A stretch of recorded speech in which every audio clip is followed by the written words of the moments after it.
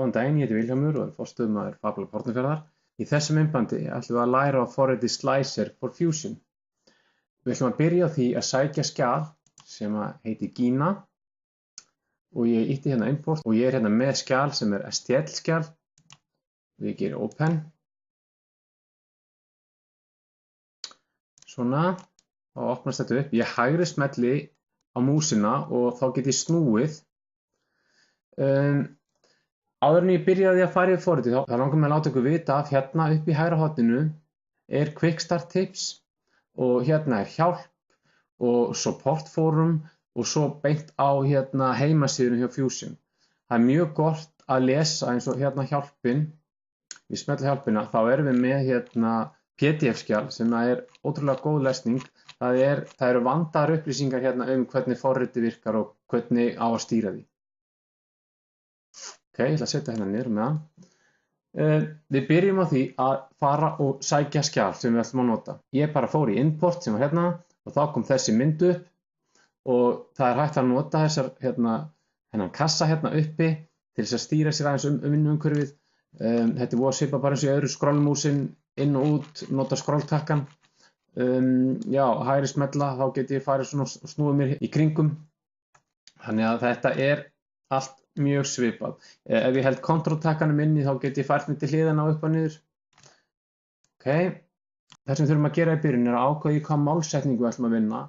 Segjum ég ætla að vinna í bara millimetrum og síðan þurfum við að hugsa svolítið hvernig ætlum við að skera þetta út. Ætlum við að skera þetta út til dæmis í laser eða ætlum við að skera þetta út í einhverju stærra formati. Eins og laserskerum hérna í okkur, hann er bara 600x300 í stærð, í millimetrum. Þannig að ég er búinn að búa til hérna niðri stærð sem að passar akkurat fyrir laserinn, 600x300 og þetta verkefni verður unnið með hliðsjónar af þeirri stærð, en við getum rauninni verið með hvaða stærð sem er, það fer eftir bara hvaða tæki við erum að nota til þess að skera þetta út og við getum búið okkur til svona síður eins og hérna, smelli ég hérna á blýantinn og svo smelli ég á plúsinn og hérna getum við sett inn í rauninni bara hvaða stærði sem er og hvaða þykkt sem er á efni. Og svo þegar við erum búin að því þá bara ýtum við á done. En síðan getum við líka valið bara einhverja síðu, skiptir svo mikið máli og við getum farið hérna niður og breytt henni. Þannig að segjum að ég sé með hérna 2 metra, eitthvað svoleiðis, 2000 millimetrar og 150. Svo verðum að fræsa þetta út í fræsar eitthvað þannig. Og við ætlum að vera í 12 mm efni, þá get ég gert það hérna. En ég ætla að halda mig við þetta sem ég gerði hérna áðan og 600x300, svona. Eftir að við erum búin að búa til blaðsíðuna, þá þurfum við svolítið að skoða stærðina sem við ætlum að vinna með.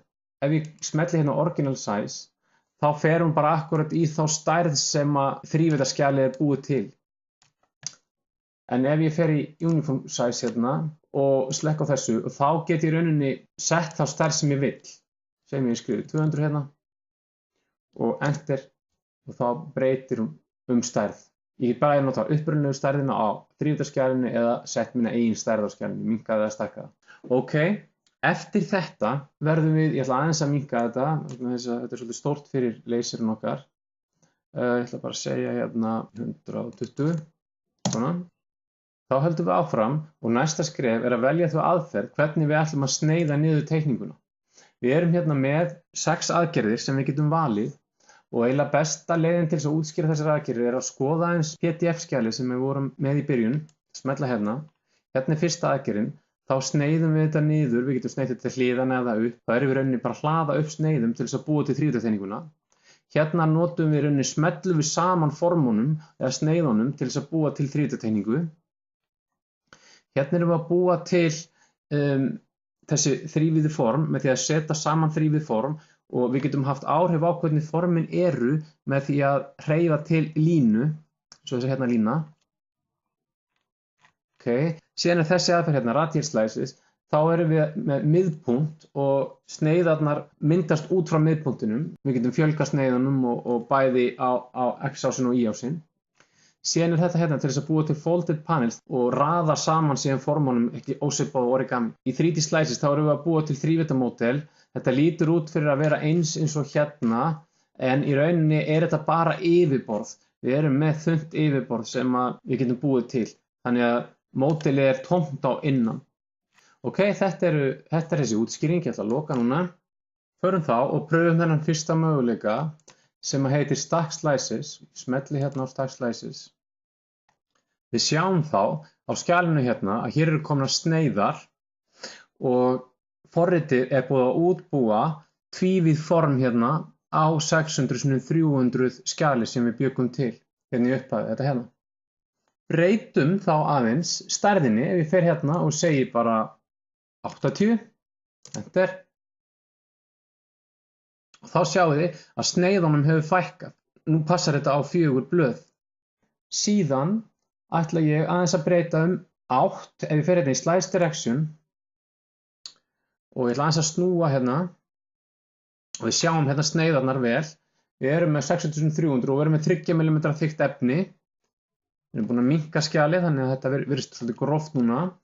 Ef ég fer aftur og smelli hérna á þennan hérna, ég skal sjá þetta eins betur, svona, og núna ætla ég að breyta 8, þannig að nú dregi ég þetta svona í 90 og fer tilbaka, svona, og þá sjáum við að við erum búin að breyta að sneiðarnar byrja niðri og fara upp.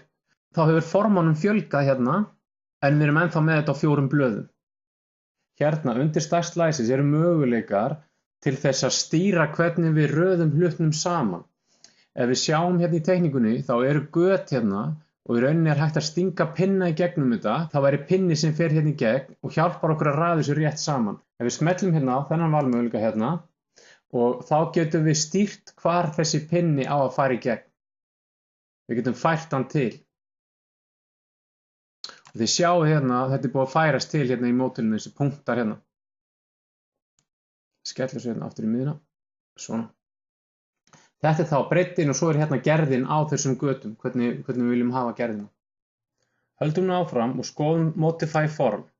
Smelli hérna og þá fáum við bannir hérna niðri og við ætlum að skoða aðgerðina Hollow til þess að gera þrívíddarteikninguna hola innan. Síðan velji hversu mikið hérna og ég ýti á Apply. Tekur smá stund að reikna þetta út. Ok, nú sjáum við hérna að teikningin er holað innan að hluta, að vísa ekki neðst niðri. En ok, þetta er möguleiki.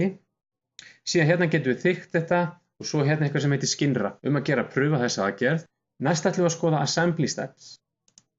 Og þá getum við séð rauninni hvernig þetta kemur saman. Og við getum valið hérna mismunandi gerðir ef við erum að vinna með plywood eða við erum að vinna með plast. Við ætlum bara að nota hérna cardboard. Og þá getum við séð bara hvernig þetta kemur. Við byrjum á neðsta á botninum og síðan bara getum við raðað þessu saman.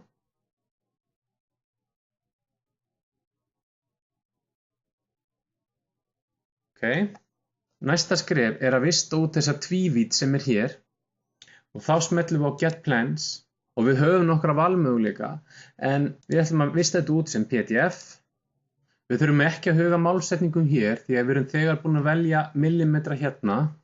Þess vegna er þessi valmöguleiki hérna ekki í boði. Við getum vista skjalið inn á skýinu hjá Fusion með því að smella á þennan takka eða við getum farið og Export to my computer og þá getum við sett skjalið í hvaða möppu sem við viljum í tölvunni. Þannig að hér er PDF og ég ætla bara að segja Gina og svo ýti ég á Save. Svo skoðum við skjalið aðeins. Og hér er þetta og hérna er ég búin að opna PDF-skjalið en þessa tvívídd get ég nýtt þess að skera út eða gera það sem ég vil gera með formin. Við ætlum ekki að hafa þetta lengra Slicer í þessu myndbandi. Takk kærlega fyrir áhorfið.